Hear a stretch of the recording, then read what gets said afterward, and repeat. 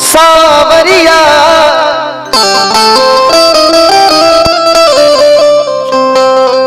ए मोर सावरिया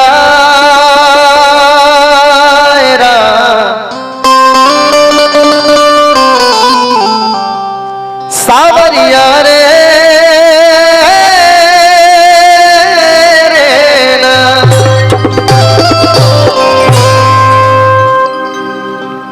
सावरी है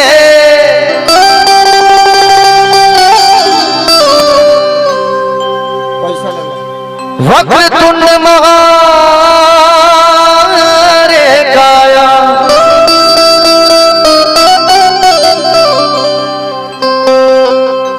सूर्य कोटि समप्रभा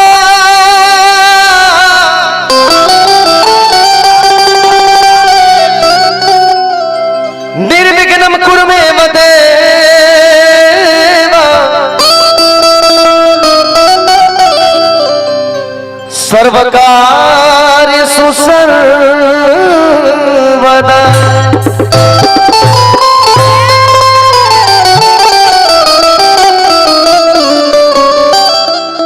पंखा टूट गई। भजन एगो बहुत पुरान शुरू से जौन गावत आवत तनी गणेश वंदना फेरा में तो रही कि दोसर चीज गवाओ, लेकिन भाई आदेश भइल पूरे वाला हो तो हो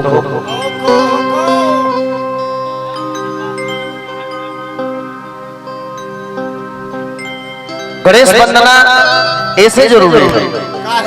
गौनिहार गावे से पहले सुमरी तो ओकर काम ठीक रही रात को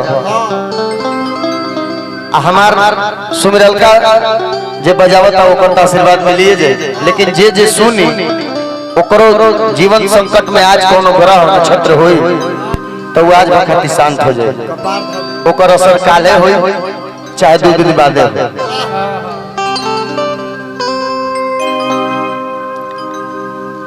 कि सुमिरनवा करी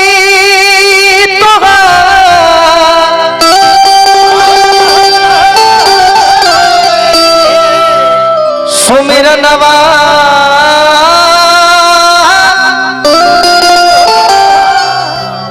आगे करी तोहार। हे गौरी के लाल सबसे पहले रुआ अरे सभा में विराजमान हो विघ्न हरि कारज प्रयोजन के सफल बनाए। ए जी गौरी के ए ललनवा ए बाबा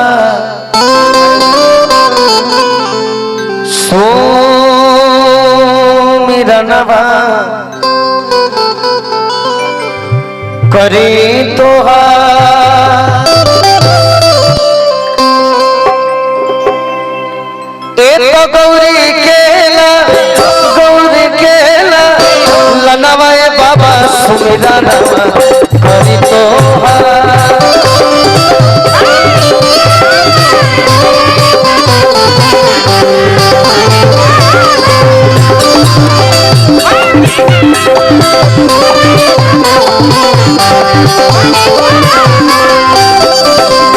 और तो सुमिरनवा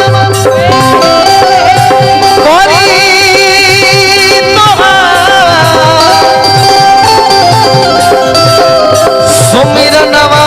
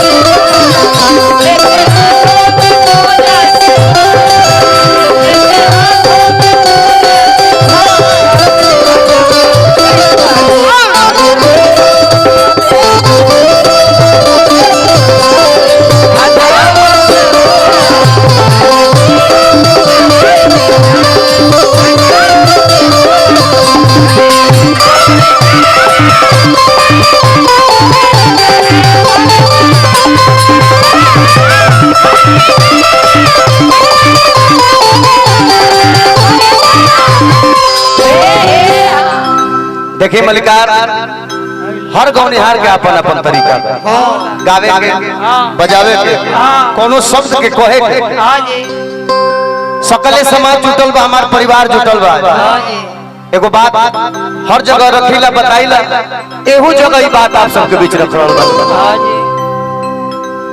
आज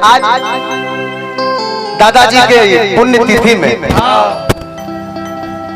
केहू के गम बा केहू के मन पर ये भी खुशी हुई कि जाए दिन समय का अवधि पूरा हो गई तो चल गई बड़ी बढ़िया बात है। यही उपलक्ष्य में आज से 40 साल पहले भी श्राद्ध कर्म होखे जी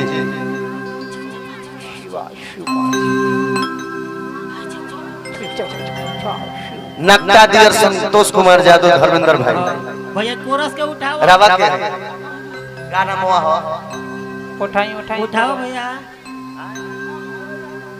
अच्छा बबुआ यादव अरे हाँ नक्ता दियर से संतोष जी बबुआ यादव जी अब तनी गाना हो जाए तब ए बाबा कोई भी शुभ काम ओके तो आज के दौर में